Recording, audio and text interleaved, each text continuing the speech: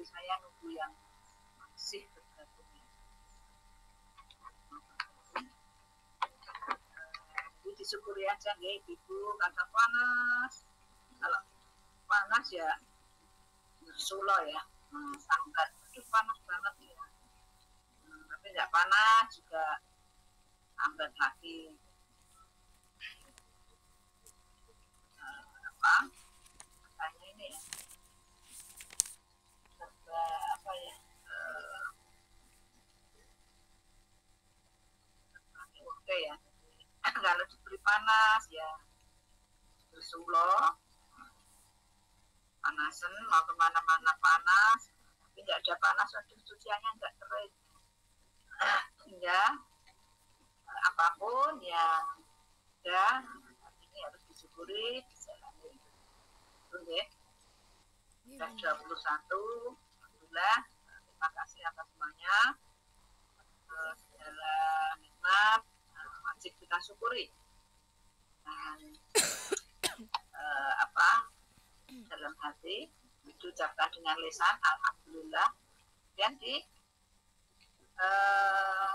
aplikasikan atau diimplementasikan dalam kehidupan sehari-hari. Karena bersyukur gimana ya, kita menjalaninya dengan senang, dengan ikhlas, dengan semangat, dengan tugas apapun, baik di dalam keluarga, sebagai ibu, sebagai istri, juga di sekolah ya, sebagai guru, sebagai wakil sekolah, dan juga di masyarakat, apalagi ya ibu-ibu guru ini biasanya kan di dalam masyarakatnya itu selalu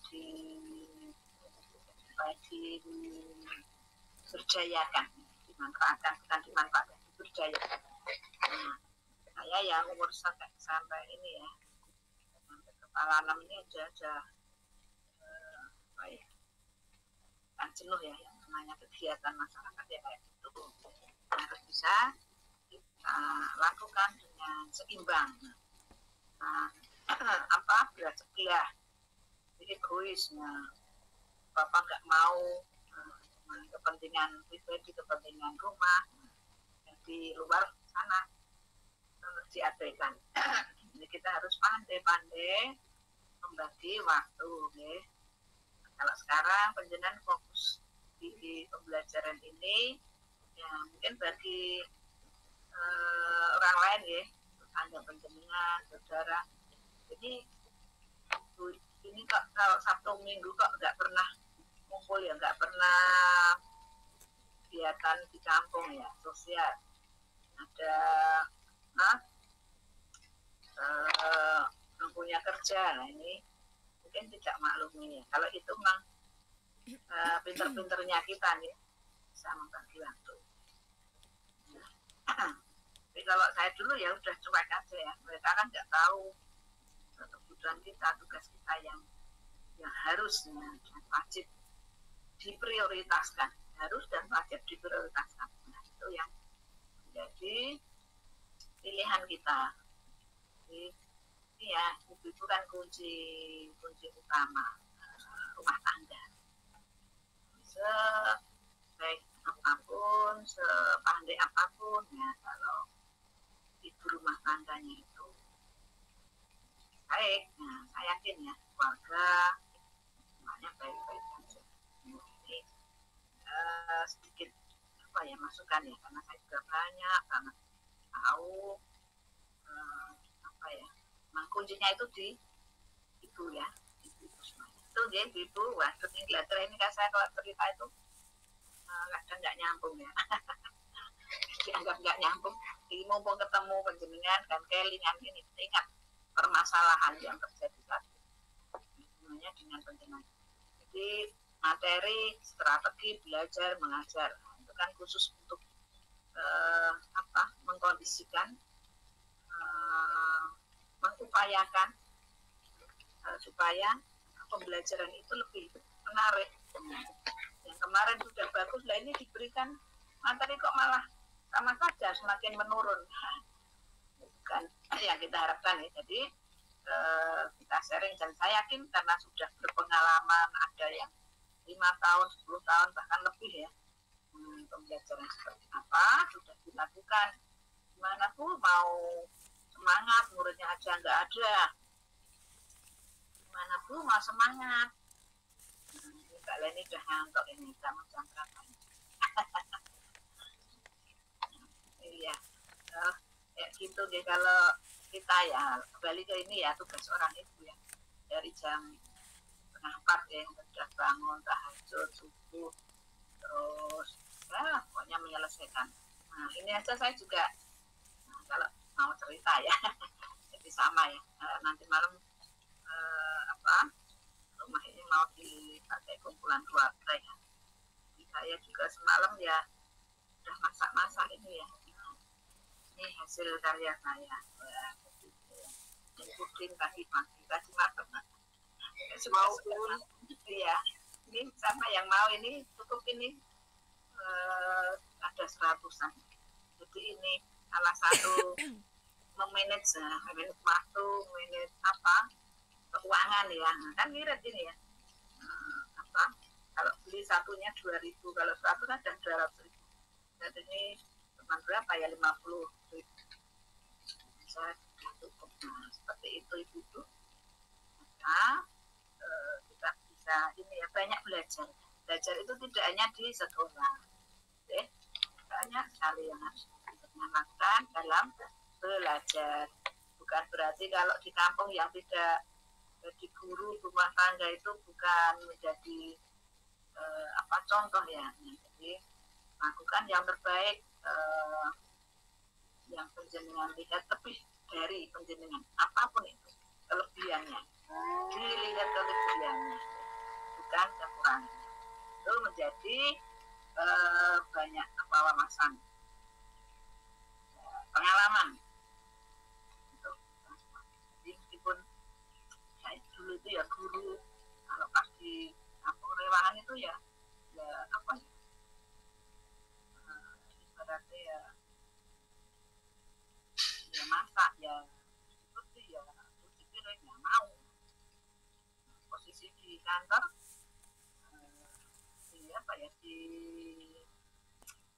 ada kayak pada takut ya. Kalau di rumah ya seorang itu sudah belajar ini sampai jam berapa ini. Itu ya mungkin sudah cukup, sudah 24. Sekarang mungkin saya langsung ke materi ya Ibu. Kemarin untuk UTS-nya sudah saya sampaikan hasilnya, soalnya. Ini kemarin saya cek itu kayaknya sudah banyak yang masuk ya. Dan kita lihat dulu yang masuk dulu. Jadi saya belum sempat buka isinya ya. Jadi kalau sudah habis masa temponya, itu nanti saya buka. Yang memang belum, lah nanti masih ada kesempatan yang saya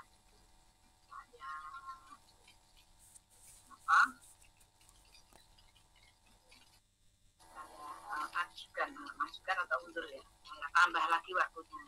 Kemarin yang PDSD itu jumlahnya 14, itu yang masuk baru 8. Saya cek satu-satu. Ternyata benar ya. Bisa masuk guna, masuknya kapan? Ada 29 lah, 29, 28 saja sudah saya tutup. Sehingga saya harus mundur lagi waktunya, saya buka lagi terus bisa masuk. Jadi kalau yang di sini alhamdulillah untuk PAUD kayaknya sudah 90%.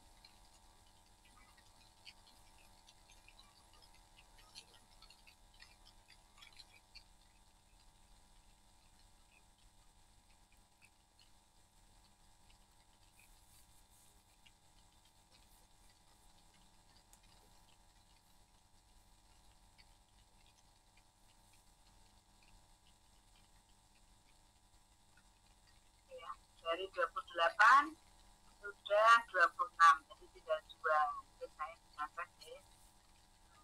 Itu yang belum siapa. Kadang ini juga teman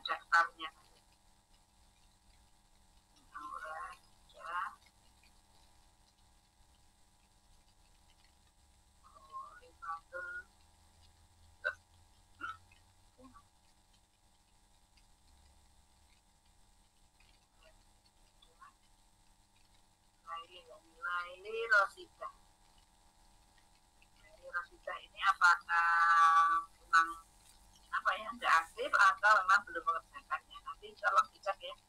Yang mungkin saat ini ada Mbak Laili Rosidah atau temannya yang kenal, ini bisa komunikasi ya untuk bisa segera mengirim.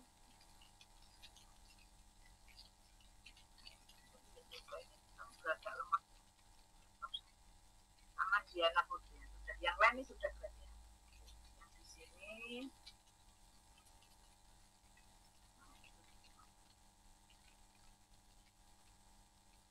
ya, terima kasih Ibu.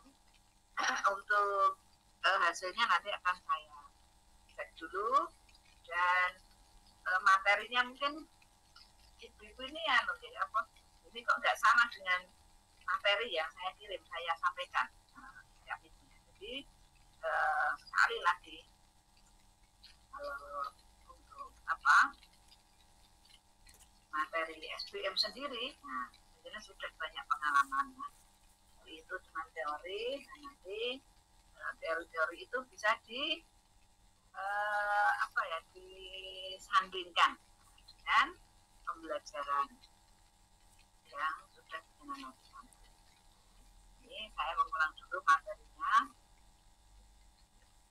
Ini ya, karakteristik istilahnya kemarin kayaknya ini ya yang seperti ya. Usia-usia tertentu yang menjadi ciri khas. Nah, jadi mungkin kemarin penjenengan juga seorang ibu yang mengandung, melahirkan, merawat, tapi tidak begitu ini ya bisa mengidentifikasi anak saya ini cenderung ke bakat yang apa,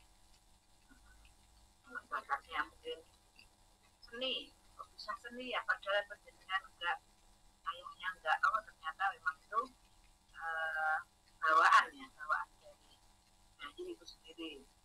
Dan yang kedua juga lingkungan, karena dari orang tua enggak, ternyata kok dia itu kadang ini ya agak nyebrang, orang tuanya ustaz misalnya ya, dia juga sama anaknya itu malah ini di seni yang nggak biasa, mungkin karawitan atau seni budaya Jawanya itu tinggi. Mungkin memang anak itu sudah punya bawaan dia dari dalam. Kemudian juga ada fasilitatornya, ada yang mungkin dia itu suka ini yang banyak itu.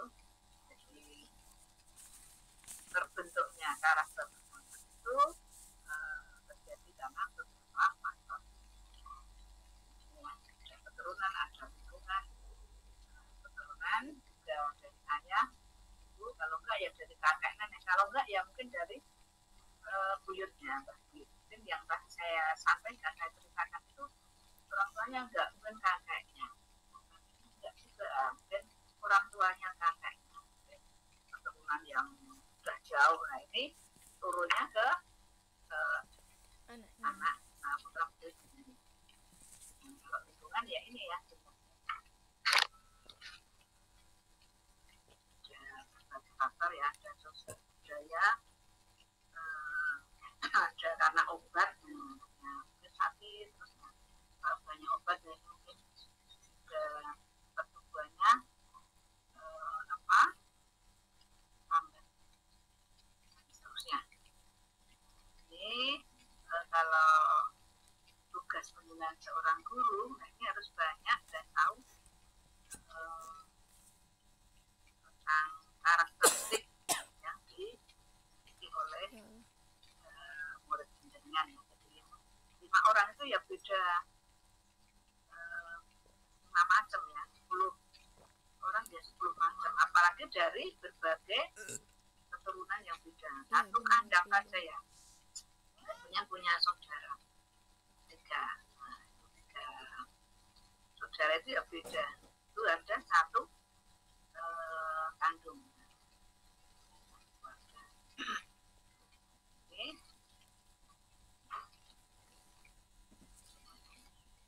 karakteristiknya dicocokkan saja. Kemudian saya lanjutkan ya, 7.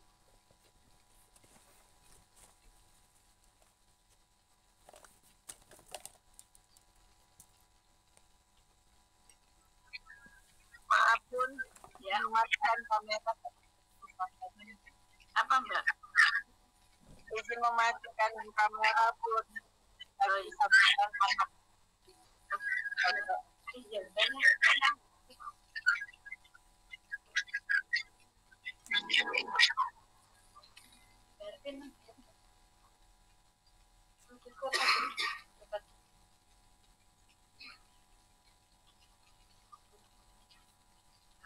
Sekarang ini ya karakteristik cara belajar anaknya. Jadi kalau tadi karakteristik atas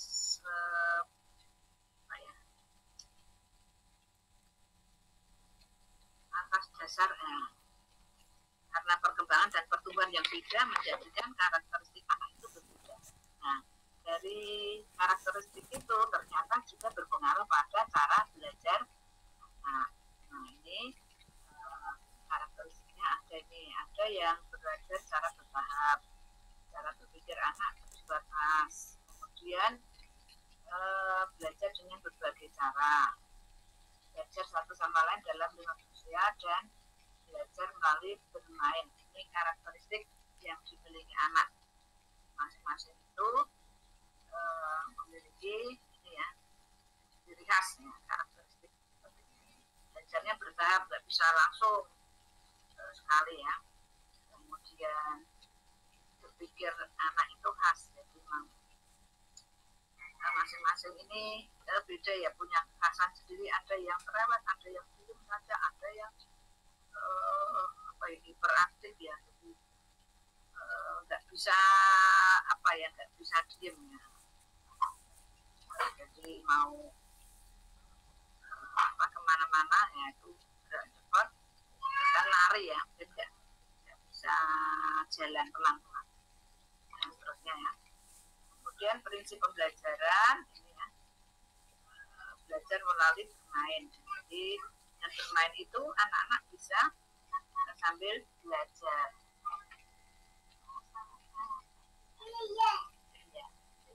Itu ya. Ya.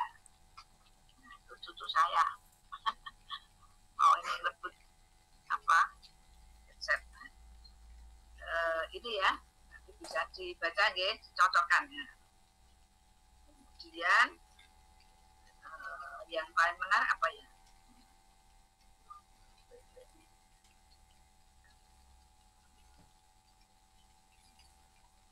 Berorientasi pada pembelajaran yang demokratis. Ini jadi banyak menyerapnya, lebih banyak kebijakan yang harus dia putuskan ya. Kayaknya ini kalau anggota dewannya yang sekarang itu dulu waktu kecil sudah belajar ini ya, belajar demokrasi ya, bagaimana kadang kan ini anak itu nggak sama, ada yang kalau punya barang itu nggak boleh dipegang orang lain, tapi ada yang gampang ngomong atau suka memberi. Ini karena dia itu sudah punya sifat ini ya, demokratis, jadi berbagi, musyawarah ya, meskipun seadanya, cuma pakai gerakan atau apa sudah dilakukan. Kalau yang lain nih yang biasa ya. Kemudian ini yang hubungannya dengan tematika ini sudah dilakukan.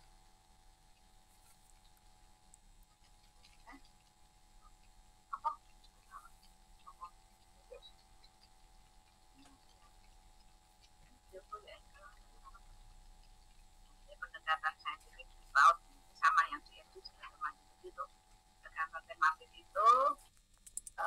SD kan baru-baru dan baru tahun 2000 berapa ya, 2005-an ya. Nah, ini banyak mencontoh pembelajaran yang di PAUD ya. Sebenarnya kalau di PAUD itu kan yang diajarkan tema ya, tema kerjasama, tema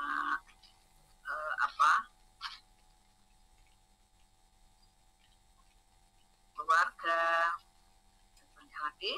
Nah, itu kalau di SD kan ada mapel ya, ada matematika, IPA, bahasa Indonesia. Nah, sekarang sudah seperti TK, jadi tema, sudah tematik. Mungkin kalau ibu punya putri yang SD, lah ini mungkin bisa.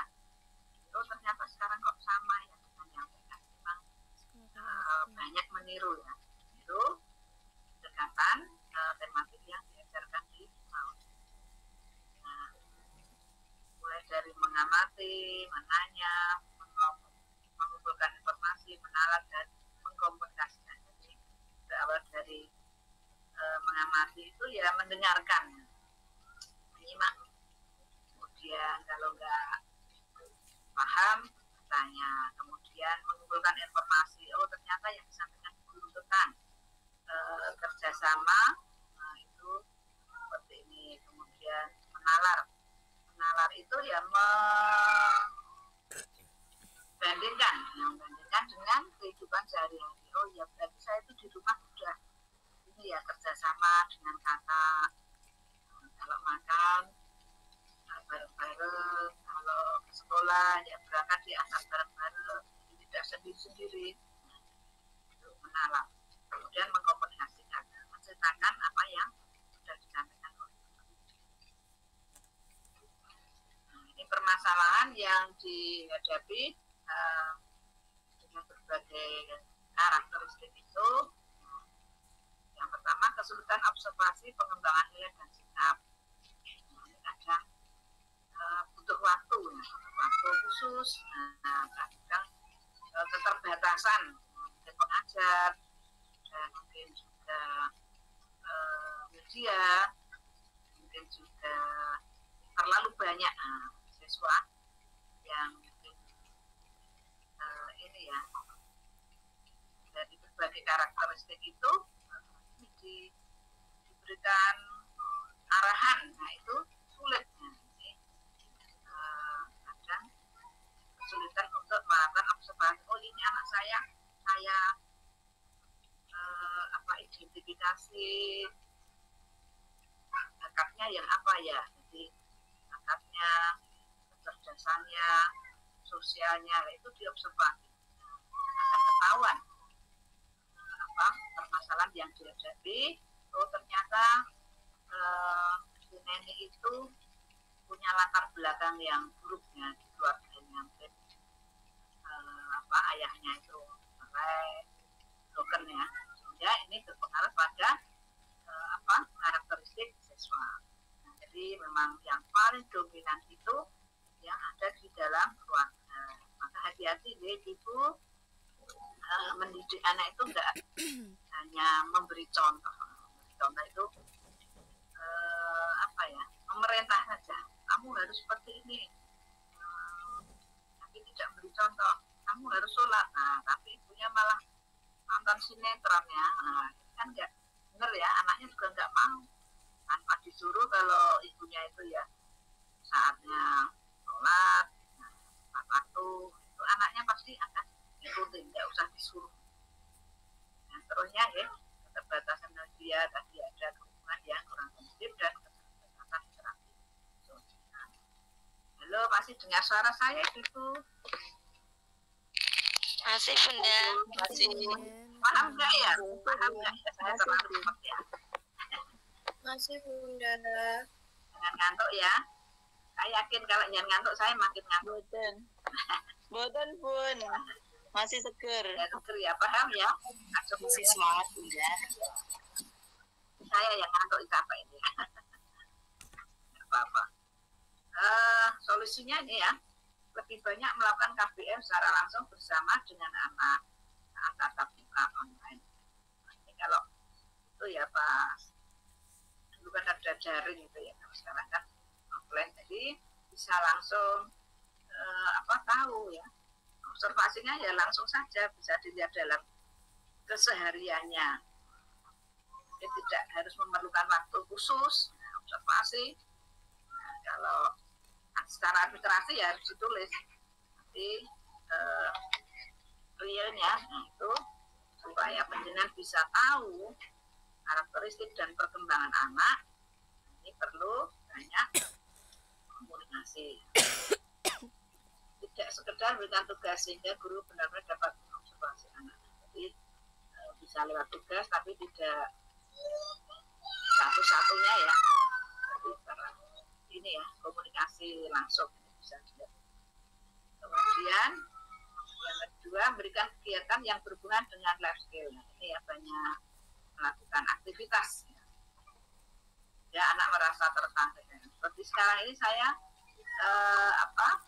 bicara ya, menjelaskan secara teori ini kan nggak menarik ya. Nah, ini kalau mungkin kita ketemu ya bisa komunikasi, bisa sharing. Nah, masalah yang ada itu seperti apa. Ini untuk pertemuan yang ketujuh dan ini saya agak cepat ya karena saya ngejar materi ya banyak banget. Sekarang ini di pertemuan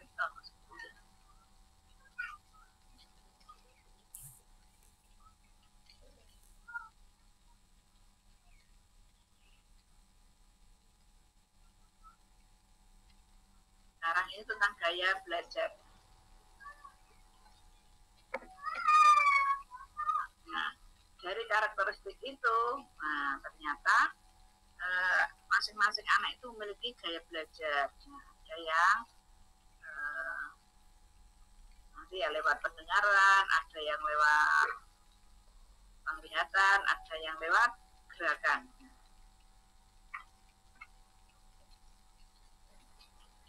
Sebelum ini ya, ini cepat aja nih. Untuk pengertian gaya belajarnya bisa dibaca ini. Gaya belajar itu apa? Kebiasaannya. Menurut Billing ini kebiasaan yang dilakukan anak dalam belajar. Gunawan ini cara yang dilakukan atau disukai anak dalam belajar. Ini caranya ada 3 ya, lewat visual, penglihatan. Jadi kalau mungkin pas sekarang ini, coba ya saya lihat. Nah, ini Mbak ini yang bisa melihat saya yang mungkin gaya belajarnya gaya belajar visual ya, jadi harus melihat saya. Kalau enggak mungkin cukup mendengarkan saja. Itu namanya apa tadi? Auditorium. Auditorium. Auditori ya, pendengaran ya. Jadi cukup mendengarkan saja, nggak usah melihat wajah saya, sudah paham. Ada yang kinestetik ya, harus melakukan apa? Gerakannya harus aktif. Nah, mungkin kalau hanya mendengarkan, hanya melihat itu nggak suka ya. Ini jenisnya 3 itu, ciri dan strategi belajar visual itu. Visual ini ya dibaca ya nanti ya. Dicocok. Jepun. Visual itu lebih mudah ingat dengan cara melihat. Intinya nanti di sini ya dulu dari berbagai gaya belajar itu penjenengan bisa paham. Jadi nggak bisa memaksakan ketika apa yang penjenengan sampaikan itu hanya berupa gambar tulisan. Nah ini yang auditori nggak suka ini ya karena menarik. Tapi yang visual ini lebih suka di coret-coret gambar ini suka. Nah yang kinestetik apalagi cuma melihat saja ini juga enggak suka. Ini yang penting itu ya ciri-cirinya penjenengan bisa memilah, bisa mengidentifikasi siswa atas dasar gaya belajar yang dimiliki. Ini tadi pertemuan yang ke-9 ya. Betul ya? Sekarang mungkin saya akan buka sedikit hasil ya. apa-apa ya, biar tahu ya soal yang sudah saya sampaikan. Saya ambil Najunda. Ada nggak ini ya, Najunda? Halo, ada nggak ya Najunda Afidotun Naja? Ada nggak tadi ya? Najunda.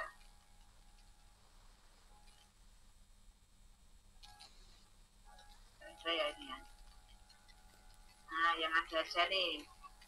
Mungkin ada yang bisa atau apa ya, merelakan. Nah, siapa yang mau merelakan hasilnya saya tayangkan di sini, saya minta izin ya.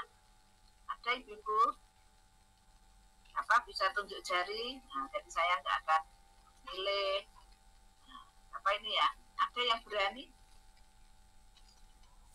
Oh ya, Mbak Purnama Sari ya.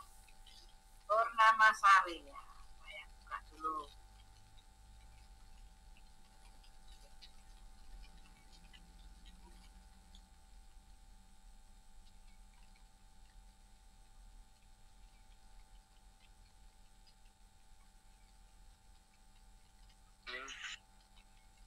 Purnama Sari.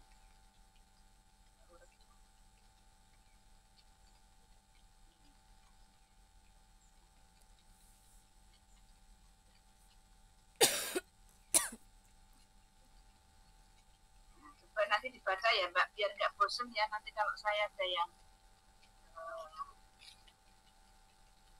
mudah ya, yang cerita ini ngantuk. Baca saya katakan.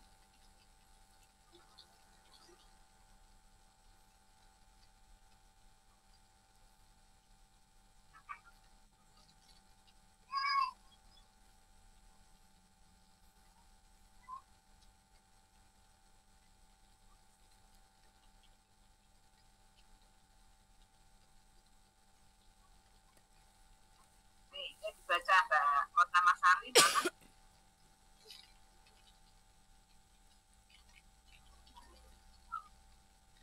Jelaskan apa yang dimaksud dengan suatu pembelajaran dan metode pembelajaran. Contohnya, strategi pembelajaran adalah perencanaan tentang rangkaian kegiatan yang dilakukan dalam upaya mencapai tujuan tertentu. Contohnya itu membuat proyek kayak semuanya pas temanya pisang, yaitu proyek dari olahan pisang. Metode pembelajaran adalah cara penyajian atau bahan pengajaran kepada anak sehingga anak dapat menanggapi, mengerti, dan memahaminya, menceritakan itu dengan gambarnya. Yang kedua, ya, untuk dua itu aja deh, nomor satu ya. Jadi ini jawaban ya, apa yang dengan strategi pembelajaran dan metode pembelajaran. Strategi itu rancangan ya, perencanaan tentang rangkaian yang untuk mencapai tujuan pendidikan.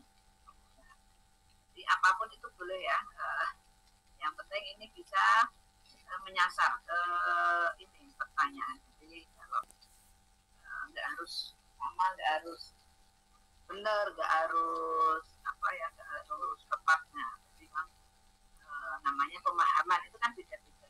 Ini menurut Mbak apa tadi Purnama Sari ya. Nah, ini perencanaan tentang rangkaian kegiatan ya. Mungkin ini karena pembelajaran, jadi tambah ini rangkaian tentang kegiatan pembelajaran. Karena strategi itu perencanaan, rencana, cara pembelajarannya juga dimasukkan. Kemudian metode, jadi dalam strategi itu cara, kalau metode ini sudah apa ya, proses yang dilakukan ya.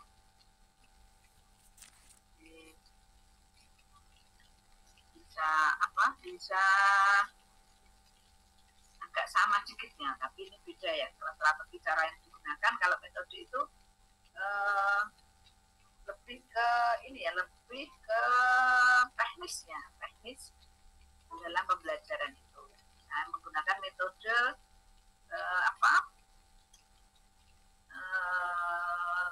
tidak hanya ceramah ya, tapi metode yang bisa menarik ya, karya wisata ya, atau metode demonstrasi atau metode dramatisasi, itu metode ya. Kalau strategi itu cara yang dilakukan untuk melakukan pembelajaran. Nah, contohnya, ini metode pembelajaran contohnya karena dapat mengerti, memahami. Ini metodenya, mungkin apa metodenya? Menciptakan isi buku, berarti metodenya metode apa? Ibu, apa Mbak Purnamasari? Kalau metode ini cara menyajikan bahan dengan cara ini menanggapi, mengerti, memahami. Nah, ini supaya paham. Nah, ini metode yang digunakan itu ya sesuai dengan perkembangan anak tadi, sesuai dengan karakter tadi. Nah, bisa dengan menggunakan metode jenis metode apa aja ya. Kalau metode selama itu wajib, metode tugas, metode tanya jawab, metode sudah ya, sudah pernah saya sampaikan ya beberapa metode itu banyak. Nah, ini bisa digunakan sesuai dengan materinya, itu ya. Kemudian nomor 2 ini, mengapa seorang guru perlu pahami dan menguasai? Karena dalam mengajar materi tidak cukup hanya menyampaikan ulang, tapi dibutuhkan teknik. Nah, maka harus kembali ke tadi yang memahami perkembangan anak supaya bisa tahu apa yang harus dilakukan oleh guru untuk bisa melakukan pembelajarannya. Tidak hanya asal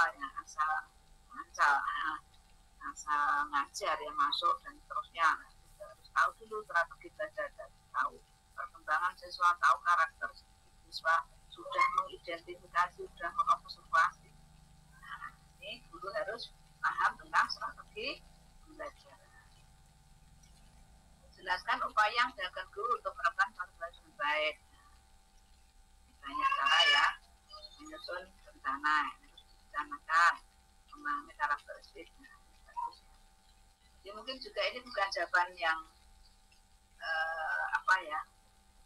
yang salah ya. Jadi ini sudah betul ya menurut Purnamasari ya. Jadi yang harus dilakukan untuk menerapkan strategi pembelajaran menjadi baik, ini caranya seperti ini. Mungkin beda dengan yang lain, tapi juga tidak salah ya.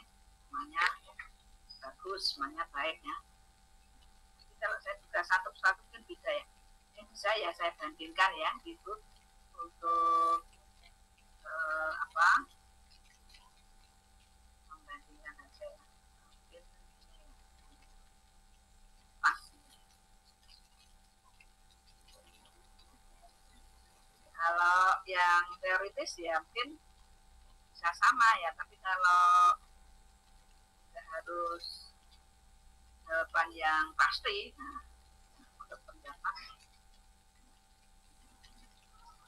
masing-masing dan pengalaman yang sudah dilakukan. Jadi yang kedua,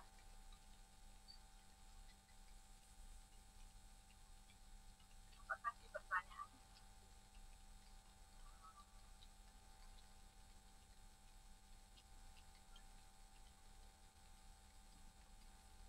Halo, jangan ngantuk ya. Ini ada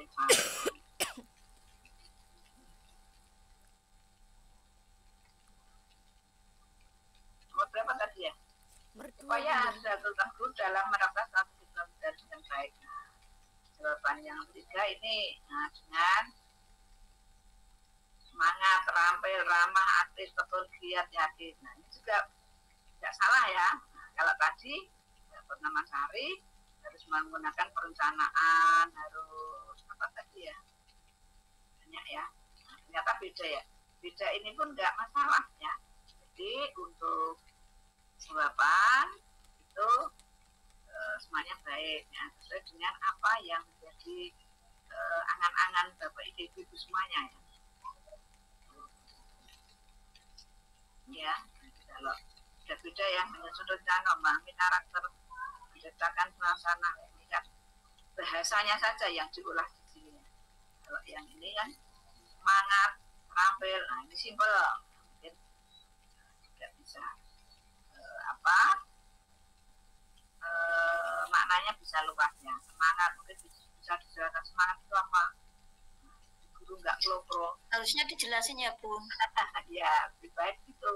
Jadi ini mbak ini ya ada ya ini ya Mbak Olifatul ya ada ini ya di sini ada ya.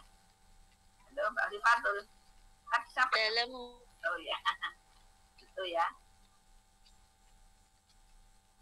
Oke. Jadi seperti itu deh ibu semuanya. Tidak ada yang salah. Nah, semuanya berdasarkan persepsi dan pengalaman masing-masing. Ini kita bisa menggali.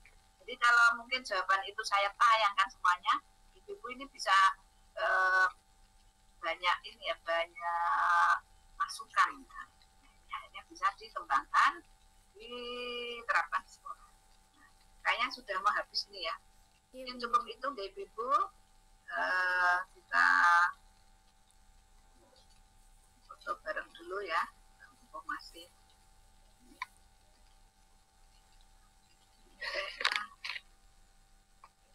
Sudah yuk dibuka semuanya ya. Kadang ini kalau pas kali ya itu banyak yang ini ya cuma ini ada tulisan 17 lainnya ya, nggak tahu siapa.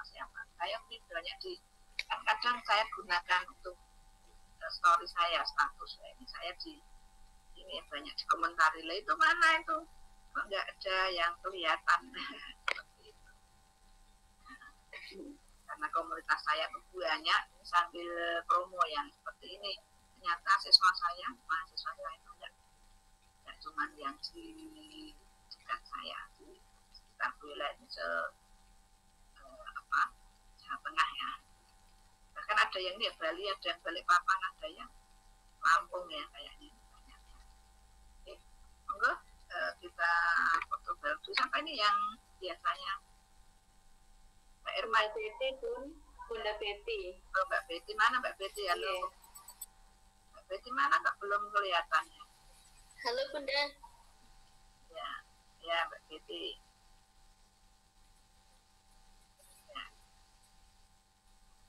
Semuanya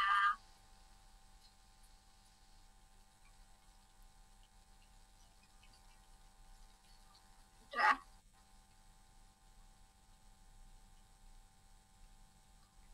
dibuka semuanya nggih?